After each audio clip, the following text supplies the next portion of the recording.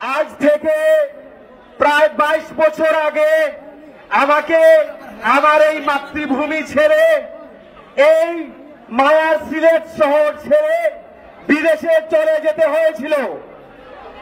ঠিক আমার মতো আমাদের সিলেট বিভাগের আমার সিলেট জেলার যে ভাই বোনেরা এই দেশে মনে করে তার কোনো ভাগ্য নেই, সবাই সে লক্ষ্যে বিদেশ যেতে পারি জমায়।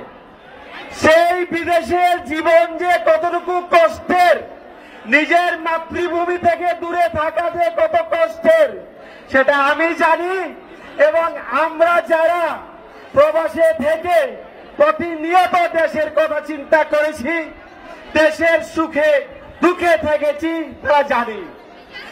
আমি আজ থেকে 6 মাস আগে সিদ্ধান্ত নিয়ে প্রায় 22 বছর পরে আমার মাতৃভূমিতে আমি চলে এসেছি কারণ আমি দেখেছি আমার দেশের আমার ছোট ভাইয়েরা কিভাবে তাদের বুক চেতিয়ে দিয়েছিল এই দেশকে আরেকবার স্বাধীনতা নিয়ে আসা।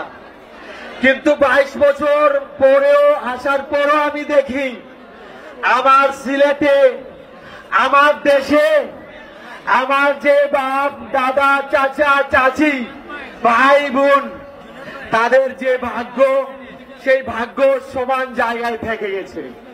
শুধু যে লুটেরা শ্রেণী আছে তারা 100 কোটি থেকে 1000 কোটি টাকা তৈরি করেছে।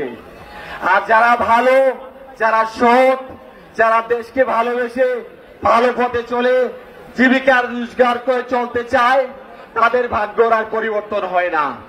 সেই ভাগ্য পরিবর্তন করার জন্যই যে রাজনীতি নিয়ে আসবে সেটা হচ্ছে আমাদের এনসিপি।